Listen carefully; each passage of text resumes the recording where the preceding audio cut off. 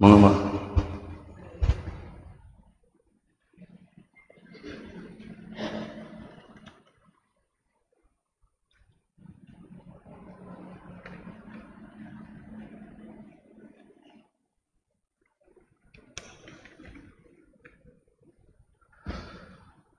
Innalhamdulillah nahmaduhu wa nasta'inuhu wa nastaghfiruh wa na'udzu billah min syururi anfusina wa min sayyiati a'malina may yahdihillahu fala mudilla lahu wa may yudlil fala hadiya lahu. Asyhadu an la ilaha illallah wahdahu la syarika lah wa asyhadu anna Muhammadan abduhu wa rasuluhu. Amma ba'du. Bapak Ibu sekalian yang dimuliakan Allah Subhanahu wa taala, alhamdulillah pagi menjelang siang ini kita ditakdirkan Allah bisa dan mampu hadir untuk bersama-sama tholabul ilmi. Dan wasilah pengajian ini saya dimohon diminta oleh Bu Hajah Ning dan Bapak Haji Suwanani. Alhamdulillah saya bisa memenuhi undangan dari beliau ini. Bapak Ibu sekalian, saya diminta tema dan temanya ada di kopian, mengelola ujian ya dalam bentuk kesenangan. Jadi kita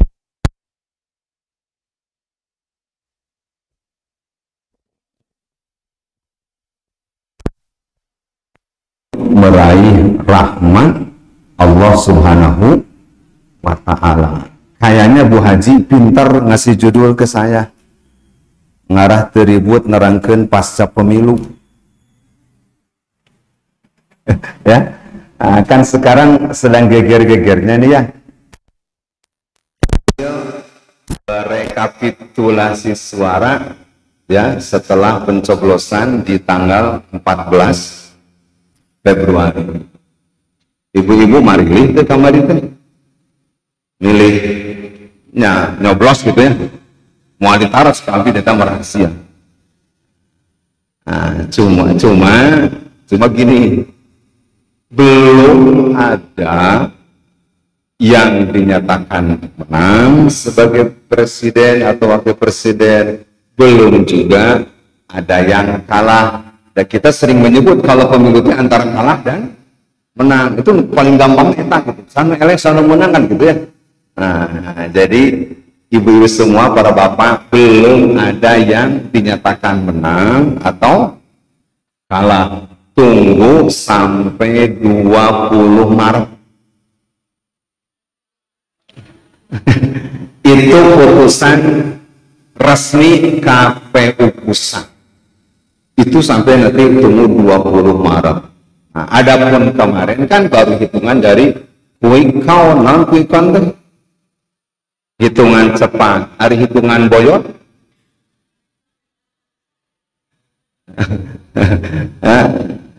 Gitu. Kan quick count ini datanya data sebelumnya. Sebelum pemilu, lembaga survei kan menyebut begitu gambarannya. Pas habis pencoblosan begitu juga, kan itu beda-beda. Jadi artinya benar-benar hanya prediktif saja, tunggu saja ya. Jadi jangan dulu tiba-tiba belum jagoan tapi kalau lulus tapi kata semangat ngaji senangnya ulah tuh. Nah, jangan sampai kata semangat ngaji gara-gara yang dijagokan eleh, belum ada yang eleh, belum ada yang menang. Tunggu sampai 20 Maret. Nah, jika putusannya benar, yang hasil olah datanya benar, 20 Maret itu aman. Nah, kemungkinan tidak ada gugatan. Tapi kalau ternyata dianggap masalah, diberi kesempatan untuk menggugat. Panjang dari sampai presiden kena wae tetap. Nah, atau malah tidak ada yang mencapai 50% ketiga-tiganya, berarti ada putaran kedua bulan Juni. Perjalanan masih panjang, Pak. Jadi buat kita mau udah beres. Kita sebagai warga negara Republik Indonesia udah benar ya, udah menyalurkan hak dipilih. Alhamdulillah, niatkan ibadah. Semoga nanti siapapun yang dilantik di bulan Oktober, dialah presiden terbaik dan yang mendapatkan petunjuk dari Allah Subhanahu wa Ta'ala. Dan kita ditolong sebagai rakyat Indonesia oleh Allah Subhanahu wa Ta'ala. Amin ya robbal alamin. Ngadoakeun beres pemilu eta mah. Baik, masuk saja ke ini. Speaker nggak begitu berdengung atau gimana kedengarannya Ibu? Jelas? Jelas. Oke, kalau begitu berdengung dikurangi. Temanya mengelola ujian kesenangan demi meraih ridho Allah atau mencapai rahmat Allah Subhanahu wa Ta'ala. Ini pengantar dasar ya Ibu-ibu, para bapak. Bismillahirrahmanirrahim. Sudah kita pahami bersama bahwasanya ujian adalah keniscayaan dalam hidup. Logikanya mustahil orang hidup tidak dapat ujian. Mustahil orang hidup tidak dapat tantangan. Hidup mah perjuangan, berpindah dari satu ujian ke ujian yang lain. Itu hidup. Berarti ini sudah keniscayaan, hidup pasti dapat ujian. Hidup di dunia pasti selalu bertemu dengan berbagai persoalan, masalah, ujian. Dan salah satu bentuk dari ujian tersebut adalah ujian dalam bentuk kesenangan. Bahkan ujian dalam bentuk kesenangan ini jauh lebih berat daripada ujian kesusahan. Resiko ketika salah mensikapinya ini pun menjadi lebih besar daripada ujian kesulitan. Hari ibu-ibu para bapak, banyaknya kita senang atau susah? Hah? So ibu-ibu jujur, sering senang, sering susah, sering banyak bingung, sering banyak ngulang. Hah? Bingung sama macam rumah itu. Ya, banyak sehatnya, banyak sakitnya. Jelas namanya. Nah, gitu. Jadi akhirnya benar ya, banyak sehatnya daripada banyak sering uang, banyak uangnya atau tidak banyak uangnya. Yang sering yang mana, banyak uang atau tidak punya uang? Benar ya. Atau itu beruang, tapi kan rezeki ngalir ya. Jadi rezeki itu bukan dalam bentuk uang saja, materi. Justru kesehatan itu adalah memang luar biasa. Dan yang sangat luar biasa kalau masih bisa ngaji. Ini sebenarnya nikmat terbaik, anugerah, kebaikan yang Allah berikan. Bukan banyak orang sholat duha, target nanti, coba senang sholat duha, dan cek guru-guru itu, kalau sholat duha nanti menjadi kaya. Ayo sholat duha, nanti biar kaya. Terus sholat duha, kita itu bukan harus. Padahal ini maksudnya dengan mampunya sholat duha, itulah kekayaan sesungguhnya. Nah, kalau orang masih bisa sholat duha, itu kekayaan sesungguhnya. Bisa hadir di pengajian, itu kekayaan sesungguhnya. Masih bisa doa, zikir, baca Quran, masih bisa silaturahim, itu kekayaan sesungguhnya. Kan banyak orang kuat, orang sehat, datang masjid metenepi itu. Halo? Orang kuat, orang sehat, ya, terutama Sabtu ini atau Ahad besok, dan kada goma daruhi tadi itu tetap muncul. Ya, para bapak, kita orang-orang sehat pun, ya, itu sampai ke puncut ke dago tiap hari, ya. Tapi ke masjid mah, entah dulu. Ini orang Cibadiu liburannya ke Tegalaga, Tegalaga ya. tinggal Sabtu Minggu Tegalega, wah luar biasa. Berjubel orang tuh kalau Tegalega. Nah, belum tentu juga mereka itu orang-orang yang rajin datang ke masjid pengajian. Allah alam ya, nganu jelas, kita sudah bisa mengukur jamaah pengajian, jamaah setia. Jamaah setia, jamaah matuh, oh jamaah matuh. Eta ada gitu.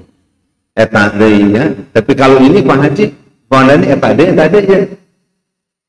Ya jamaah matuh berarti jamaah setia, jamaah terukur loyalitas kecintaannya kepada Allah Subhanahu wa Ta'ala. Ada orang yang malu-malu pengajian isian senam rumah masih anu kitu tadi diajak penguasa teh isian senam pada tarak teh. Jadi diajak ke penguasa teh isian. Nah ini ujian ya. Jadi kita akan menghadapi banyak ujian kesenangan dibanding ujian kedosaan. Saya di sini kutipkan banyak ayat dari Al-Quran ini juga agar kita mampu mengelola sendiri, muhasabah sendiri betapa banyak limpahan anugerah kesenangan yang Allah berikan. Baik, kita lihat surat Al-Ankabut ayat 2 dan 3. Allah SWT berfirman, A'udzu billahi minasyaitonir rajim. Ayo bareng mulai.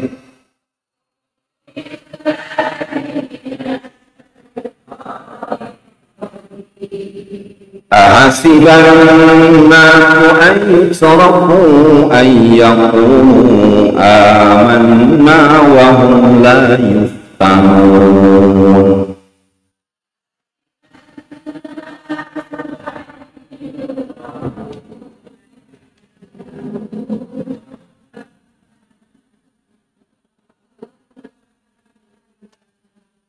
وَلَقَدْ فَتَنَّا الَّذِينَ مِنْ قَبْلِهِمْ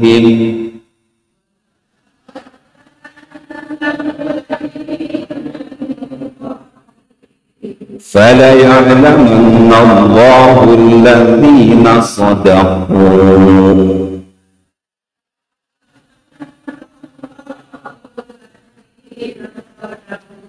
وَلَيَعْلَمَنَّ الْكَاذِبِينَ.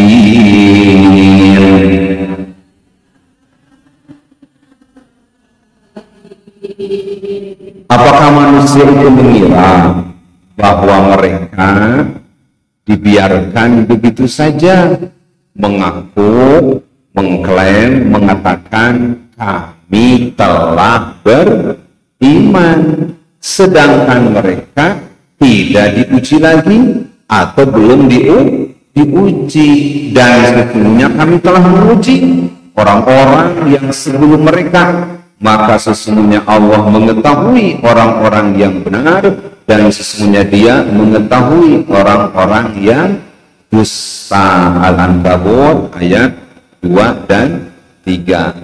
Ari lawang mulia mengalami tes ujian enggak?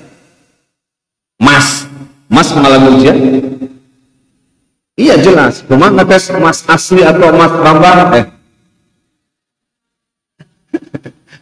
Mas Karyo, Mas Paido ya? Nah gitu. Gimana ngetes emas murni itu?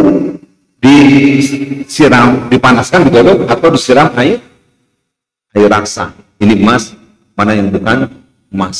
Gitu ya. Ini semuanya ada ujian. Kalau tembaga meureun katingali tambagana. Kalau naon seng ketengali sengna, kalau emas kelihatan emas. Itu semuanya mendapatkan ujian. Nah, jati diri seorang yang mengaku beriman itu dites ke Allah.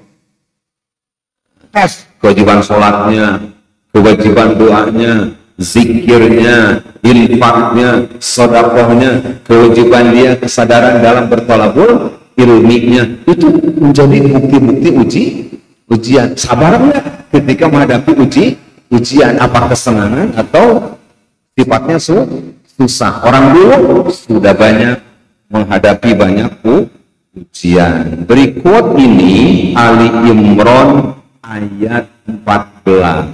Saya ingin menyebutkan gini, Bu, Pak. Ali Imran ayat 14 ini semuanya jenis-jenis kesenangan dunia. Jadi Ali Imran 14 ini menyebutkan jenis-jenis kesenangan dunia. Mari kita baca. Sebentar. Ini hurufnya kecil atau besar, Bapak Ibu? Kecil, tapi masih bisa dibaca. Ya, paksakan merah buku. Nah, ya. Mau dibikin 3 lembar, tanpa atau kopinya, 2 lembar kan belak balik ya. Nah, jadi biar ada alir, yos, paksakan. Baik, saya baca dulu, nanti diikuti. Zuyyina lin-nasi syahawati minan nisa'i wal banin. Barang.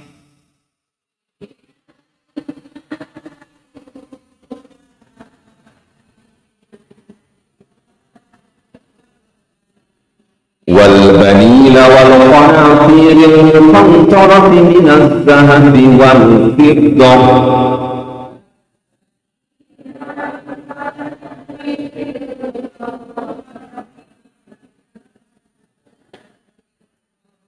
والفضة والخيل المسومة والأنعام والحرث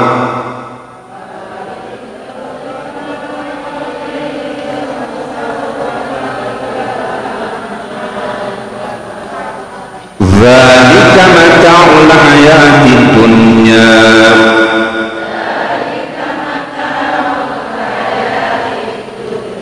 Wallahu indahu husnul ma'ab.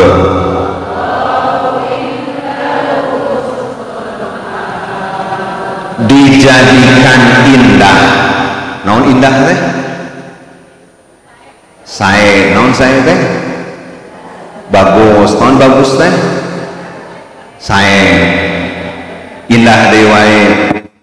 Nah, hari orok saurusna usah indah naon eta? Hah? Naon indah orok eta? Dijadikan indah pada pandangan manusia kecintaan kepada apa yang diingini. Suyina, zayin itu hiasan. Muzayyanah perhiasan. Jadi tos jadi fitrah, udah jadi tabiatnya. Kalau kita mencintai yang indah-indah, menyukai yang indah-indah. Linnas pada diri manusia, hubun, haba yahudu haba. Hubun itu kecintaan. Dulu ada iklan di era tahun 90 atau 80-an sebelumnya, iklan Supermi, anak uhibbo. Supermi, tapi itu bahasa Arab boleh.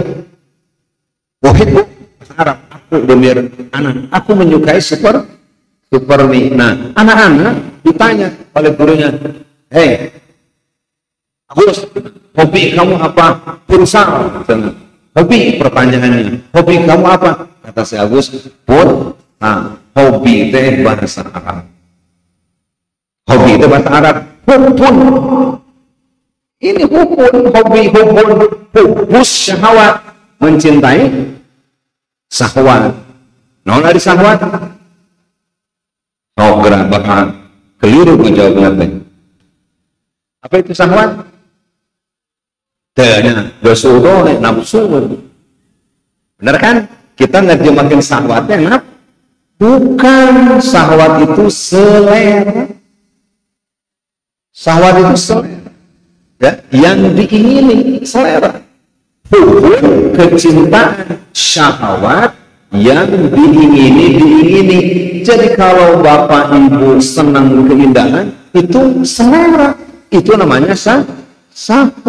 Nah, aduh cenah mah terus aya cenah selera kanggo tuang teh cenah kanggo barang terdaan teh untuk makan bisa sudah kehilangan selera, berarti tidak ada syahwat untuk makan. Ayo para bapak lemah syahwat,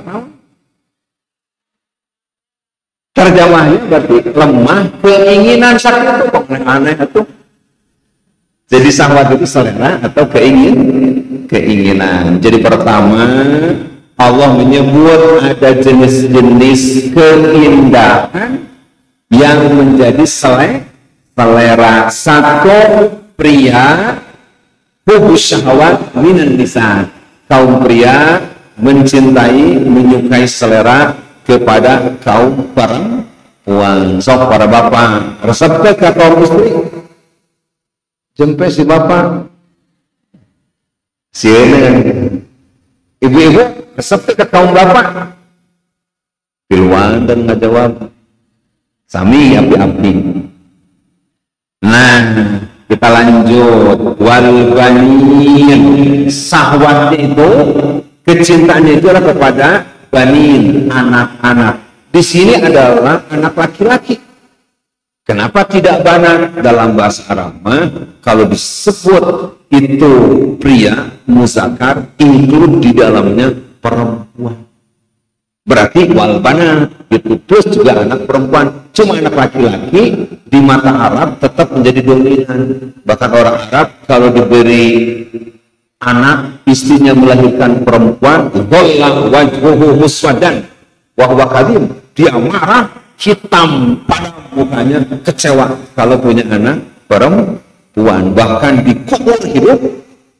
Tapi kalau punya anak laki-laki jadi kebanggaan. Nah, padahal mau al-banin ataupun al-banat sama-sama ini menjadi kecintaan, kesukaan manusia. Selanjutnya, apakah di sini ada yang tidak sayang kepada anak?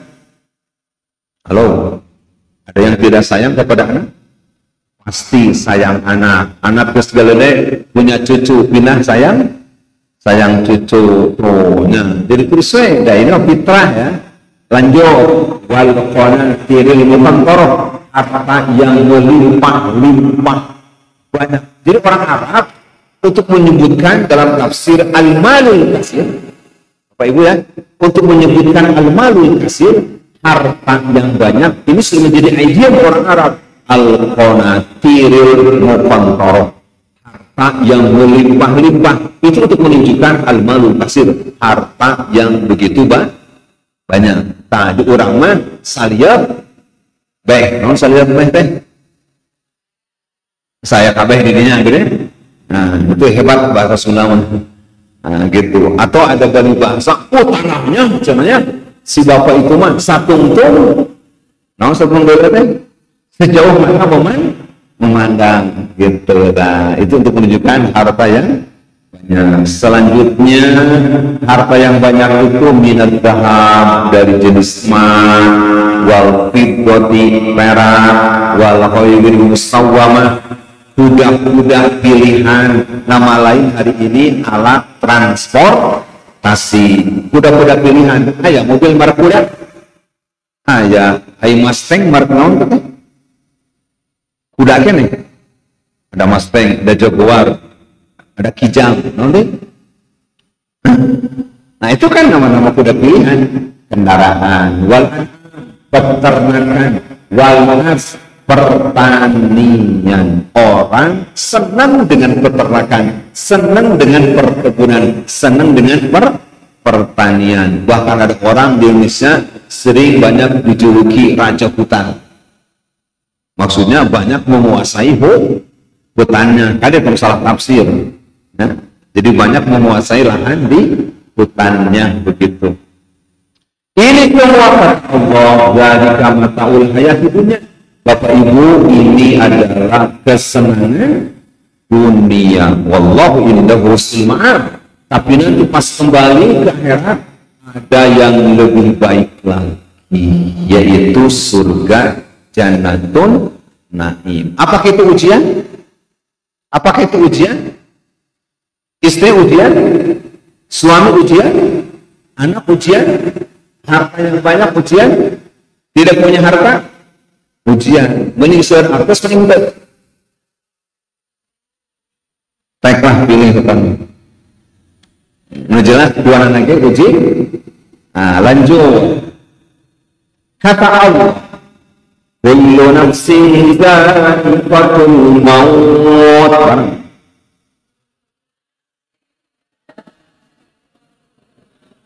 Wa nabluukum bisyarri wal khairi fitnah.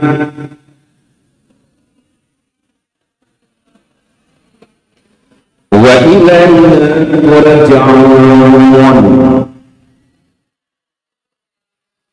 Tiap-tiap yang berjiwa akan mengalami kematian. Pasti ya. Barade maut.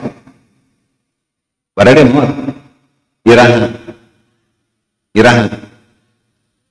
Sahel. Bade abdi ti pangker ibu ti payun. Oh, para bapak langsung atuh ke kumaha tuh jabatan Ramadan dan kasih nafkah bapak nanti tah maut kumaha gitu. Nah, yang jelas semuanya akan mengalami kematian. Tapi lihat ayat berikutnya di Al-Anbiya ini, wa nabluwakum, kami uji kalian semua bisyarri, dengan yang dirasakan sebagai keburukan, wal khair, dan dengan yang dirasakan sebagai kebaikan. Fitnatan, dua-duanya ujian, dapat keburukan ujian, dapat kebaikan ujian, kalah dicalek dipilek ujian, menang ujian, menang di capres cawapres ujian, harus kerja punya ujian. Ayo menyalek dulu deh, ada yang menyalek di sini ya. Nah, kita harus siap menang, siap juga kalah, gitu insya Allah sehat. Dua-duanya ujian. Wa ilaina turja'un, dan kepadanya lah kita akan dikembalikan. Bapak Ibu sekalian, mari kita masuk ke Quran lebih dalam, masuk ke Quran lebih dalam lagi untuk semakin tahu siapa kita. Halo, siapa kita? Bahasa Inggrisnya naon siapa kita teh? Who I. Siapa aku? Nah, kita ingin dijelajahi lagi lebih jauh menurut Quran siapa kita. Mari kita lihat. Cukup didengar saja, ya, biar lebih cepat saya menyampaikan materinya. Kata Allah, fa'amal insan idza mabtalahu rabbuhu fa'akramahu wa na'amahu fayaqulu rabbi akraman. Adapun manusia, apabila Tuhan yang mengujinya, lalu dia dimuliakannya dan diberinya kesenangan, maka manusia atau dia akan berkata, Rabbi akraman. Aduh, sana Tuhanku telah memuliakan aku, Tuhanku menyanjung aku. Kalau diuji dengan banyak kesenangan, nah, alhamdulillah, Allah tuh menibager ke abdi segala ayat, namun nuju senang. Kelamun susah kumaha? Beda deh ibu bahasa ini. Ini lihat ayat berikutnya. Wa idza mabtalahu faqadara alaihi rizqahu fayaqulu rabbi ahana. Adapun bila Tuhan yang mengujikan lalu membatasi rizkinya, maka dia pun berkata, Rabbi ahana, Tuhanku sedang menghinakanku. Itabu dalaman manusia begitu ternyata. Kalau senang, alhamdulillah ya, Allah sedang memberikan banyak anugerah. Lamun susah, nah Allah berarti kita ini senang begitu. Nah, ya Allah, can bertek kita meni susah wae ari batur. Halo. Irah can saya juga batur, gitu kan. Kunang irah batur juga kurang gitu enggak. Aya, bagus gitu. Ini dia, ini manusia. Jujur jiwanya, senang merasa dimuliakan Allah. Ketika susah merasa dihinakan Allah, maka dibantah oleh Allah. Bapak Ibu, ini pandangan yang keliru. Kata Allah, dibantah dengan tegas, kalla, enggak begitu kata Allah teh. Maaf ya, apa gara-gara susah, apa gara-gara sengsara, apa gara-gara terpuruk, apa gara-gara jadi orang miskin, apa gara-gara jadi orang yang di bawah, lalu itu benar-benar sebuah kehinaan? Belum tentu. Apakah dengan gara-gara banyak uang lalu dia nyalon jadi DPR atau apa terus pasti menang? Dengan banyak uang yang diulur-ulurkan pasti menang? Belum tentu. Apakah tidak bermodal pasti eleh? Tidak ada. Buktinya Cep Komeng. Buktinya Cep Komeng kan tanpa modal. Halo. Ya, ayah balihona Bapak Komeng. Dan ayah. Tapi tiap RT TPS bari kerseri pohoi cenah pantu. Dipilih we eta jadi menang Cep Komeng. Tuh. Jadi tidak berarti dengan banyak uang menang atau tanpa uang kalah, ini fakta. Apa gara-gara miskin hina? Belum. Apa gara-gara sengsara hina? Belum tentu. Apa gara-gara jadi orang kaya, konglomerat mulia? Belum tentu. Jadi kata Allah, kalla, keliru itu semua.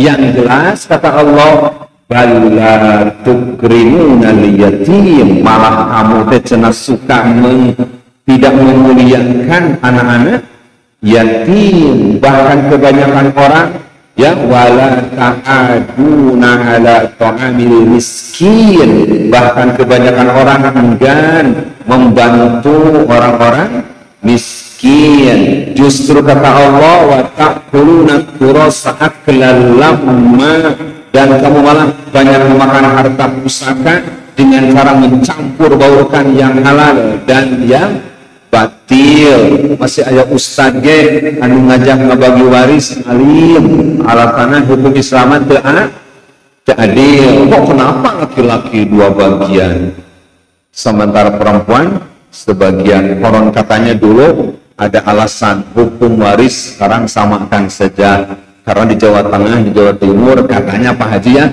katanya itu yang kerja itu perempuan, sana laki-laki namanya oper kutub. Masa sana yang cuma nyoper kutub dapat dua bagian, sementara ibu-ibunya bakul gendong jamu, ya ke sawah, ke mana? Pokoknya yang capeknya perempuan pas dapat waris setengahnya. Ay suaminya cuma main perkutub. Dua bagian muncul keadilan cenepung. Jadi muncul penyetaraan sebelum bagi warisnya. Jangan ngarep pusing, kurang bagi-bagi ke ayeuna. Jadi ngalangar semuanya dan sudut kepada Allah. Padahal ibu-ibu, kalau ibu dapat warisan satu bagian itu mutlak milik ibu-ibu. Pahami dulu logika berpikirnya tentang hukum waris dan cara pembagiannya. Perempuan lebih dahulu dibagikan ke laki-laki apa dari asobah, sesa, tapi gede gitu. Maaf ya, perempuan dapat warisan satu bagian itu mutlak milik ibu. Tidak ada hak ibu-ibu untuk memberi suami, itu mutlak. Satu bagian itu milik ibu. Sementara si laki-laki dapat dua bagian, dia harus memberi nafkah. Laki-laki mah menang dua bagian, harus memberi nafkah. Tempo-tempo suami yang baik itu ya si istrinya dapat warisan dari orang tuanya satu bagian, suami dapat warisan dari orang tuanya dua bagian. Kemana yang dua bagian? Titipkan ke istrinya. Ibu jadi sabaraha. Bagus udon manten namanya. Tuh tiga-tiganya apa ada pada istrinya. Laki-laki mah cuek ke mall, ke pasar pakai kolor asli sama. Tinggalin orang yang banyak uang ngomong kamu ditolor sama capit nyoren kantong mereka gitu kan. Cuek pernah bapak mah ibu-ibu dandan setekar naon setekar amak. Nah iya jadi semuanya perempuan kok. Lanjut Bu Pak.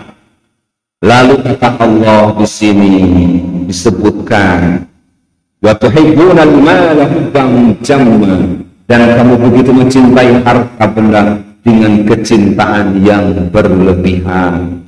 Kalla idza dukkatil ardu dakkan dakkan, begitulah kata Allah. Jangan berbuat demikianlah. Ingat kata Allah, apabila satu saat bumi ini digoncangkan dengan berturut-turut gempa Cianjur.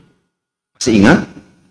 Itu gempanya terus dalam hitungan beberapa hari terus sampai 2 minggu masih ada gempa. susulan, stres orang Cianjur. Tidak mau berselang, terbaru kemarin gempa datang ke Sumedang juga ada banyak gempa susulan. Kiamat lain gempa susulan gitu terus sampai hancurnya. Nauzubillah min dzalik. Bumi akan dihancurkan terus dengan kondisi sehancur-hancurnya. Kemudian kata Allah di sini, wa jaa rabbuka wal malaku saffan saffa, dan datanglah Tuhan untuk menghisab ya dengan para malaikatnya dengan berbaris. Dibuka halaman sebelah. Kemudian kata Allah, wajihi ayyawmin bi jahannam yawma idzi yatadakkaru insanu wa anna lahu zikra, dan pada hari itu diperlihatkan neraka jahanam, dan pada hari itu ingatlah manusia akan dosa-dosanya, akan tetapi tidak berguna lagi mengingat baginya. Aitos di akhirat mememut karena dosa, ayat di dunia kamarana. Halo, udah ke akhirat baru ingat dosa dan kesalahan, baru ingat mengabaikan kewajiban ketika di dunia. Hari-hari, non hari-hari itu bahasa Jerman betul? Cuek-cuek saja begitu. Nah, datang di hari kiamat, ya, awalam amir. Kamu tapi diberi umur sampai mereka dikembalikan lagi ke alam dunia. Apakah tidak ada yang memperingatkan? Wajah aku mengadir, pan sudah datang kepada kamu yang memperingatkan. Rasanya Allah gak atas pameng, pameng neraka.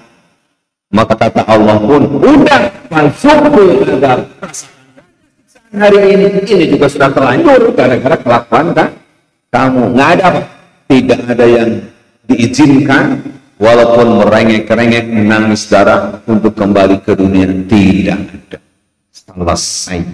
Selesai sampai di sana, habis umur, habis kesempatan. Kenapa? Ketika di dunia kok disia-siakan, akhirnya menyesal. Bapak Ibu, gimana menyesalnya ini? Ya laitani qaddamtu li hayati. Dia mengatakan, aduhai, alangkah baiknya kiranya aku dahulu mengerjakan amal soleh untuk hidupku hari ini. Jadi baru berangan-angan ingin beramal soleh, sudah di neraka. Kemari gitu ya tak? Insya Allah ya, ini fakta.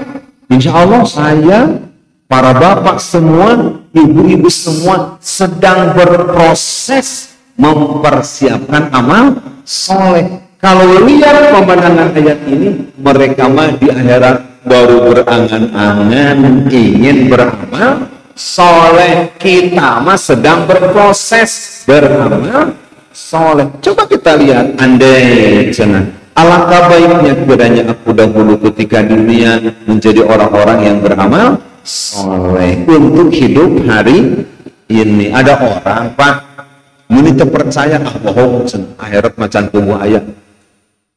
Nah, kata orang cerdas, walaupun belum tahu nanti, lebih baik percaya. Seandainya ada, kita sudah bersiap, sudah berbekal. Seandainya tidak ada, kita tidak menjadi orang rugi. Persis kayak itu pengajian sore dan pengajian pagi gitu. Kalau persoalan hujan tidak tahu ya, tiba-tiba panas-panas pas tuhur hujan gede kan, nggak tahu. Jangan sore ibu-ibu kita debat, ibu senang bawa payung enggak ya? Kata seorang ibu itu, nggak usah bawa payung bu, terang kio senang. Katanya seorang kan mending bawa, kekurat-kurat ibu ini kantong dibawa, tong debat. Akhirnya sepakat dua-duanya tidak bawa payung. Pas ke perjalanan hujannya gede, gara-gara si ibu. Jadi kan? Apa ruginya bawa payung? Hujan tidak hujan, antisipasi jauh lebih. Mending percaya akhirat itu ada. Kalau akhirat itu ada, hari ini ibadah, amal soleh, semuanya menjadi orang-orang baik daripada tidak percaya. Cuma mengkewe, efeknya kayak kiamat, cuma kira-kira. Bingung, ya Allah, wih. Nah itulah penyesalan yang tiada guna. Selanjutnya kita lihat. Allah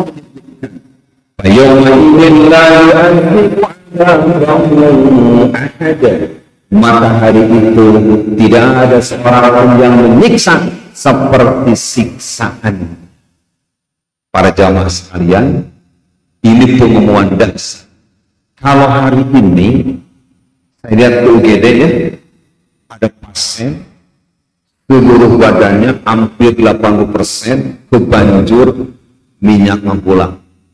Tukang pedagang kue, saya saksikan itu semuanya melepuh. Ya, luar biasa ini, 80% luka bakar di seluruh tubuhnya. Itu ternyata masih bisa disembuhkan, masih bisa diobati. Atau paling tidak dia ketika sembuh diganti dengan operasi plastik. Tapi kalau sudah dilebur dalam golongan api neraka, siapa yang bisa menyembuhkan? Dokter mana yang bisa mengoperasi plastik? Maaf, kalau orang kena tifus atau mah kronis, itu kan di lambung atau di usus ada luka kan? Jadi tifus atau mah kronis itu lambungnya ada luka, itu ada luka. Sekarang di neraka diberi minum air panas yang mendidih, lalu ususnya hancur tercabik-cabik. Orang yang kena tifus, orang yang kena mah akut harus bed rest, istirahat total, makannya ekstra hati-hati, dan dia harus berbulan-bulan bed rest. Itu gara-gara ada luka saja di usus. Sekarang malah yang luka ada amburadul, terputus-putus ususnya. Berapa lama dia harus bed rest? Makanya di neraka tidak ada rumah sakit, tidak ada kiwari, tidak ada rumah sakit Muhammadiyah, tidak ada rumah sakit Islam. Kalau di neraka ada rumah sakit, jong-jong lah. Tidak ada itu. Nauzubillahimin zalik. Jadi ini kekeliruan orang menilai akhirat itu tidak ada. Maka siksaannya dahsyat luar biasa. Hari ini api itu yang kita nyalakan, kata Nabi bahwa naruh ada sab'ina juz'an min nari jahannam. Hari ini yang kita nyalakan itu hanya 1% dari 70% panasnya bara api neraka. Luar biasa. Kita harus berlindung dari ini semua. Makanya jangan terlena dengan kesenangan, kemewahan dunia. Mending jadi orang beriman. Buktinya Allah menyanjung kita nanti di akhirat. Apa kata Allah? Ya ayyatuhan nafsul mutmainnah. Ayo bareng.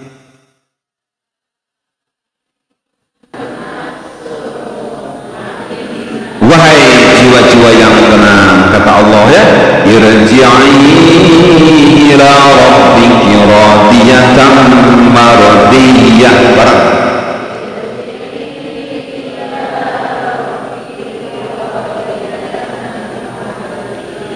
Kembalilah kepada Tuhanmu dengan hati yang puas, lagi diridhoinya. Fadkhuli fi ibadi. Barang. Maka masuklah ke dalam jamaah hamba-hambaku. Ya, tos pernah diturunkan. Wadkhuli jannati. Barang. Maka masuklah ke dalam surgaku. Ini Al-Fajr ayat 15 sampai 30. Di sini hebat ya. Masuklah ke dalam kelompok hambaku. Lumana Pak kira-kira ini? Masuklah ke dalam kelompok hamba-hambaku, ahli ibadah, orang-orang soleh, orang-orang takwa, orang-orang taat, tunduk patuh kepada Allah dan Rasulnya, dan mengamalkan ajarannya. Itu namanya ibadi, kelompok hambaku. Lalu kata Allah, wadkhuli jannati, dan masukilah surga. Barada ke surga? Barada ke surga? Apa modalnya? Apa modalnya? Takwa terus, iman terus, ibadah, amal soleh, sabar dalam segala keadaan, ya, gitu ya, mampu mengelola kondisi-kondisi menjadi lebih baik. Ada musibah, sabar. Ada keuntungan, bersyukur. Kesimpulan. Nah, di bawah masuk kesimpulan nih. Di sini ya, ada kesimpulan. Ujian kesenangan itu bisa berbentuk pangkat. Non pangkatnya, Bu? Jabatan, popularitas, anak-anak yang lucu dan pintar, tambahan nama gemoy, gitu. Nah gitu, itu tuh ujian itu teh. Ya kan kayak anak gemoy teh kan, anak gemoy teh lucu kan ya, gitu, greget lah gitu. Nah gitu, pasangan hidup yang berparas, indah. Hari suami ibu itu ganteng tuh. Istri bapak-bapak, boleh istri artinya. Nah gitu, nah itu pasangan hidup yang pada ganteng gitu ya. Harta kekayaan, kendaraan, rumah, ya bisa juga berupa sanjungan atau pujian. Itu kan kesenangan-kesenangan yang indah dan menyenangkan. Semua ini adalah hal-hal yang menyenangkan kita dan bisa melenakkan kita. Jika salah mensikapinya, kita bisa terjerumus pada berbagai macam penyakit hati yang menimbulkan malapetaka pada diri kita sendiri. Jadi beratnya memanage ujian kesenangan teh. Nah, solusinya gimana nih? Lantas bagaimana sikap terbaik mensikapi ujian kesenangan? Pertama, perbanyak istighfar. Itu kelas 1. Ketika ada orang memuji, menyanjung, muni astagfirullah, itu abdiman, ya, muni astagfirullah. Ibu muni rajin ka masjid, ibu muni getol pengawasan, eta sadindan tepi ka 3 kali astagfirullah, ya Allah, muni kitu ya. Halo. Nah, semoga jadi kifarat dosa. Bahwa dia memuji itu maksudnya kita ingin berusaha tetap menjadi orang baik. Nah, alhamdulillah cukup dalam hati. Gitu ya, bahwa masih kuat ngaji, kuat ibadah. Jadi kalau ada pujian-pujian baik-baik, astagfirullah, gitu ya. Kesenangan yang kita dapatkan apapun bentuknya biasanya meninggalkan lintasan rasa senang, gembira di dalam hati. Tidak jarang secara halus menimbulkan bibit-bibit ujub, riya, sum'ah. Apa sum'ah? Tina sami'a yasma'u, sum'ah teh ingin didengar wae gitu. Pokoknya mau YouTube yang di video wae terus dikit-dikit selfie. Halo, ada selfie ujung bukan? Belum kan? Ada macam mana itu Ustaz senang untuk di selfie teh. Halo, penasaran? Jadi untuk di foto teh asal sah gitu kan? Nah, jawabannya begitu. Tapi hati ya yang jadi ukurannya. Maka istighfar, memohon ampun adalah untuk membersihkan bibit-bibit penyakit tersebut sehingga hati kita senantiasa terjaga kebersihannya. Hanya hati yang bersih yang bisa peka menangkap hidayah, sinyal petunjuk dari Allah Subhanahu wa ta'ala. Kedua, solusi memanage ya anugerah kenikmatan atau kesenangan. Kedua solusinya bertasbih, memuji Allah Subhanahu wa ta'ala. Nah, gitu. Kepahitan dan kesenangan adalah ujian, sedangkan ujian adalah bagian dari nikmat Allah terhadap hambanya. Ketika mendapatkan ujian kesenangan, maka langkah terbaik adalah menghadapinya dengan segala menyandarkan kesenangan itu dikembalikan kepada Allah Subhanahu wa ta'ala, yakni di dalam hati bahwa tiada yang kuasa melimpahkan kesenangan ini selain Allah, dan tidak ada yang kuasa mencabut kesenangan ini melainkan hanya dengan kehendak Allah juga ya. Kemudian ketiga, syukur. Sikap yang juga sangat disukai Allah SWT dari hambanya adalah sikap bersyukur. Ketika mendapatkan ujian berupa kesenangan, maka bersyukur adalah sikap orang yang beriman. Ini adalah sikap yang Allah sukai, sebagaimana Allah sampaikan di dalam Al-Quran. Nah, bentuk-bentuk syukur pun banyak macamnya. Hati dan lisan memuji Allah, sikap dan perbuatan menggunakan dan membelanjakan pemberian Allah di jalan Allah Subhanahu wa Ta'ala. Nah, semoga ujian kesenangan yang datang kepada kita bisa menjadi ladang amal soleh bagi kita, sehingga ujian tersebut tidak menjadi pemberat dosa kita kelak di hari akhirat, namun sebaliknya menjadi pemberat catatan amal ibadah kita di hadapan Allah Subhanahu wa Ta'ala. Terakhir, ayat Nabi Sulaiman kaya. Nabi Sulaiman kaya pintar, cerdas, raja. Rajanya Nabi, nya raja, nya pintar, nya cerdas, wah luar biasa. Dan pintarnya semua bahasa hewan beliau menguasai. Apa kata Nabi Sulaiman? Kata beliau, hadza min fadli Rabbi. Ini semuanya karunia yang Allah berikan kepadaku. Kata Nabi Sulaiman, ashkuru am akfur. Apakah saya menjadi orang yang bersyukur atau menjadi orang kufur? Hidup ini pemberian.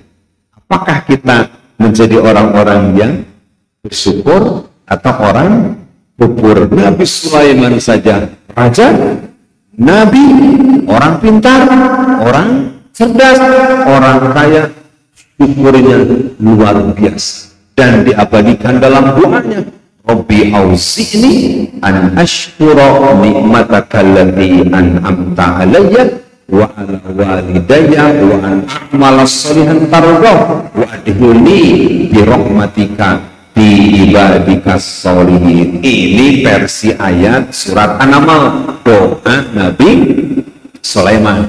Tapi versi hamba-hamba Allah yang soleh itu ada di Al-Ahqaf ayat 15. Ujungnya yang berbeda. Rabbi auzi'ni an ashkura ni'mataka allati an'amta alayya wa ala walidayya wa ala a'mala tarda wa aslih li. Nah, beda ujungnya. Wa aslih li fi dzurriyyati inni tubtu ilaika wa inni mina Arab. Ibu-ibu, bapak-bapak jempenya cepet pokoknya. Coba ibu-ibu doa Nabi Sulaiman dulu mulai.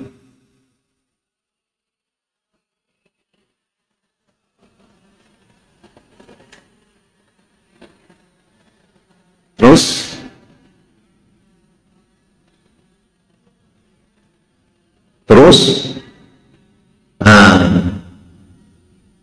jadi tidak kejebak ya, benar ya. Dan Nabi Sulaiman ya, wadhili fi ibadika sholihin. Itu kan ya? Oke. Para bapak apa Pak? Halo Pak? Siga nunggu tanggung jawab para bapaknya. Halo? Ibu-ibu dari doa manusia umat Nabi Muhammad, Al-Ahqaf ayat 15. Ulang, Rabbi auzi'ni, mulai.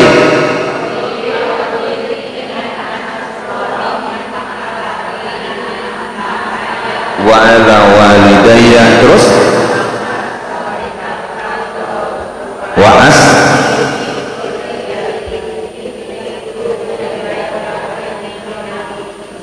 Hari kita Nabi bukan kaya hingga paling terhadap ngerti nggak bahasa semut atuh te apa-apa kaya oge apa-apa doa anak itu atuh halo iya mah bener tuh Nabi sanes pinter teu sabar doa te apa atuh lekat bersyukurnya. Nah oleh karenanya malulah pada Nabi Sulaiman. Udah Nabi kaya, raja, cerdas, pintar, ngadoa lagi kurang geus saya naon-naon teu ngadoa. Eta yang paling dibenci oleh Allah teh orang fakir, sombong, teu daek dan tidak mau ngadoa-doa acan. Oleh karenanya jadikan doa ini doa wajib buat kita setiap saat bermunajat kepada Allah SWT agar tidak terjebak dengan lintasan-lintasan dunia yang jika kurang iman, kurang Islam, setan itu mudah saja menggelincirkannya. Demikian Bapak Ibu tema terkait dengan mengelola ujian kesenangan demi meraih ridha Allah atau meraih rahmat Allah Subhanahu wa Ta'ala. Ini ada tanya jawab nggak? Ada yang mau ditanyakan? Oke, semangat Ibu. Jazakallah khair Ustaz. Semoga dengan ilmu ini Allah Subhanahu wa Ta'ala memberi kita kemampuan untuk mengamalkannya. Boleh Bapak Ibu kalau ada yang mau bertanya, silakan. Sesi tanya jawab dibuka. Kalau bisa saya jawab, kalau bisa Ibu Engkom, silakan.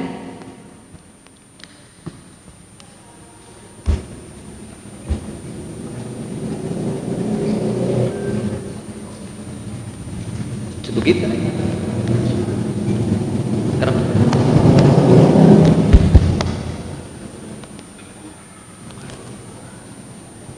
Bismillahirrahmanirrahim.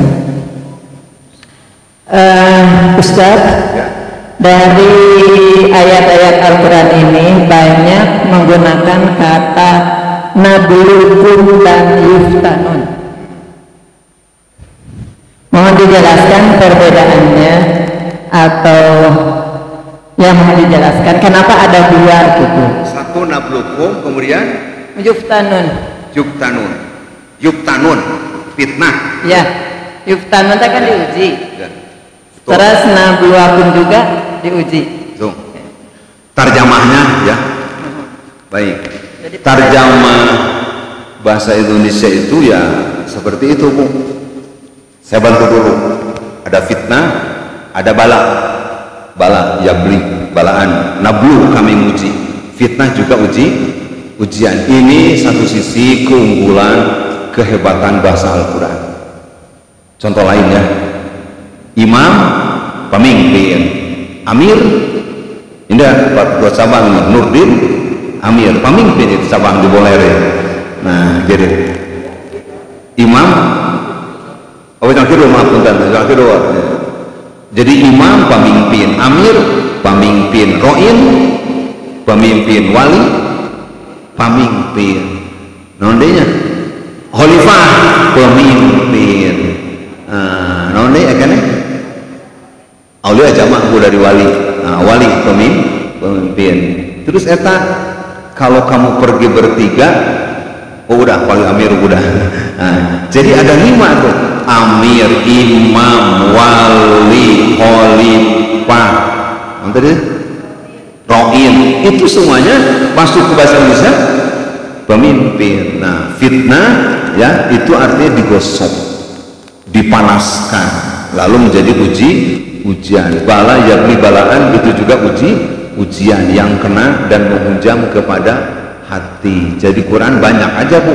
Jadi kalau saya simpulkan, Quran jago bahasa, fitnah ujian, bala ujian. Jadi baik dan buruk itu adalah ujian. Kalau secara bahasa begitu, Bu.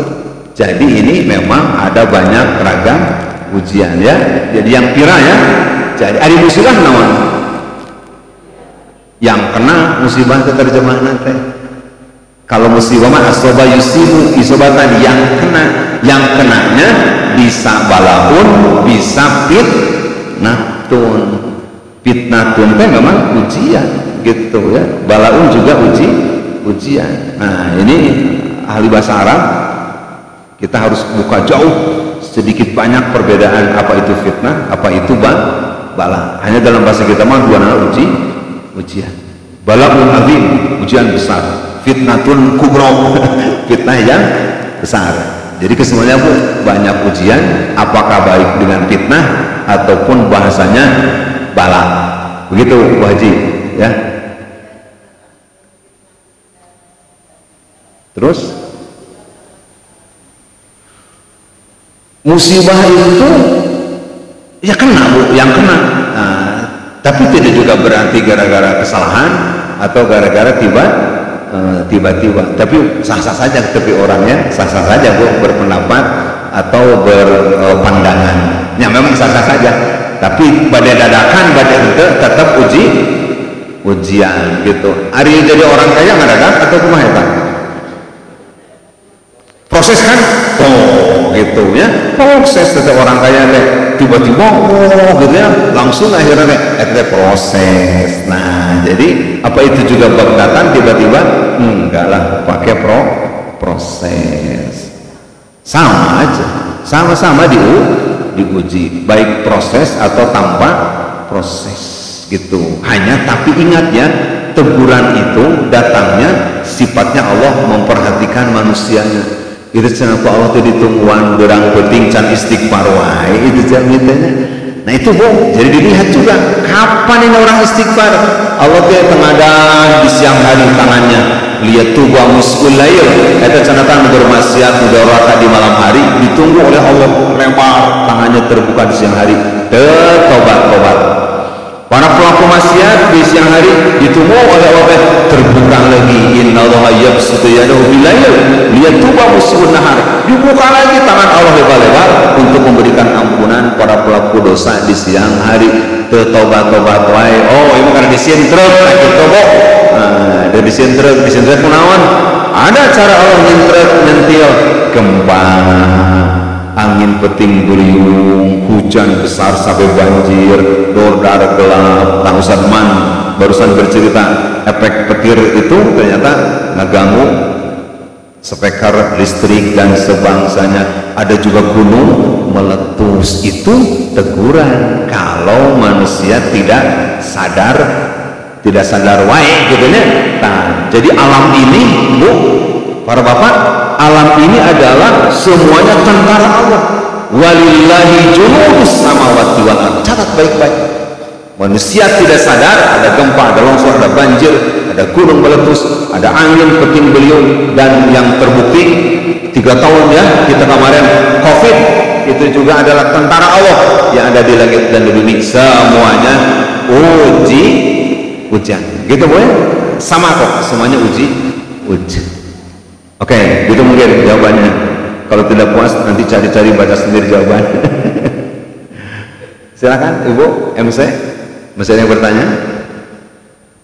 Bapak Ibu, sudah pertanyaannya? Silakan, apa Bu? Sebelum yang lain ada.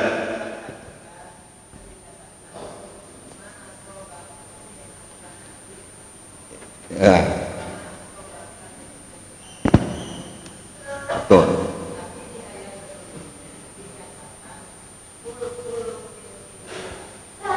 Ya. Ya. Ya.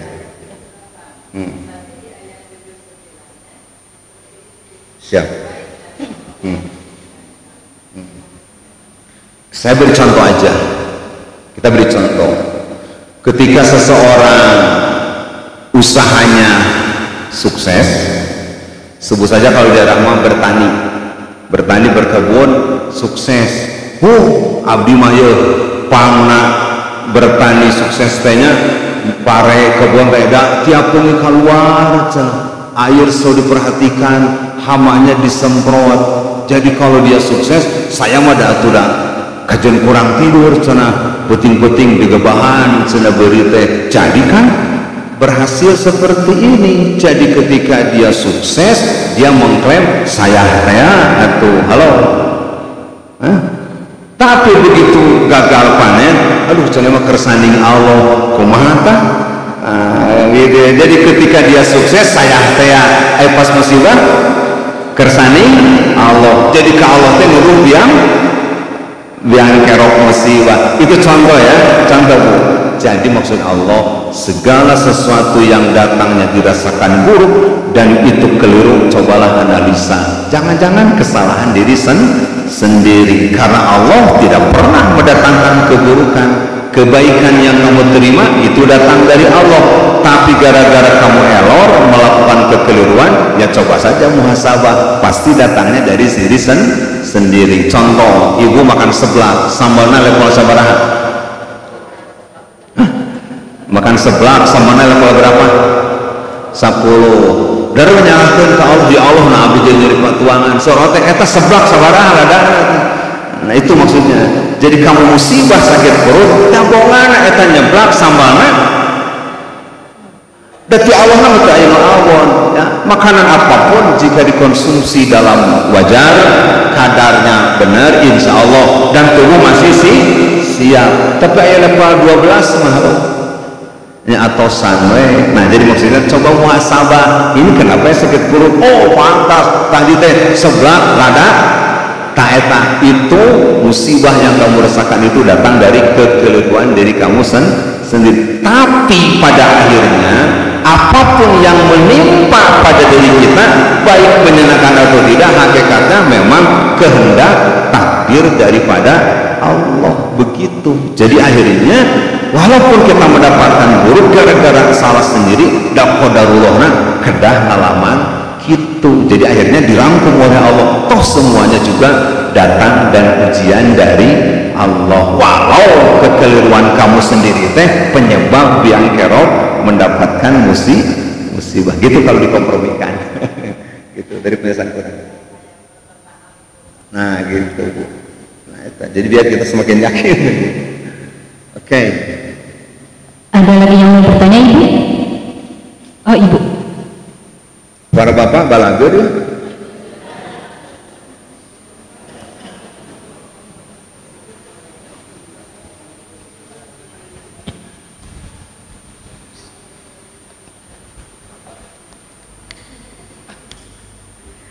Bapak-bapak itu naros mumpung ayah Ya. atur nuhun Ustadz Siap. berkaitan dengan ujian kesenangan ini Ya. Ustadz. Rata-rata orang kalau diuji kesenangan senang, justru kesenangan yang kebablasan itu justru nanti akan menimbulkan bahaya bagi diri ini. Nah, bagaimana keterkaitan dengan ujian kesenangan yang dia sendiri yang memaksakan diri dengan segala cara dia cari untuk mendapatkan kesenangan itu.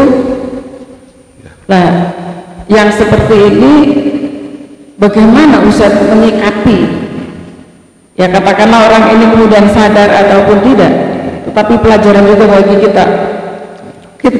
Ketika ada kekeliruan, pada saat itu memiliki keinginan yang tinggi untuk mendapatkan kesenangan dengan segala cara.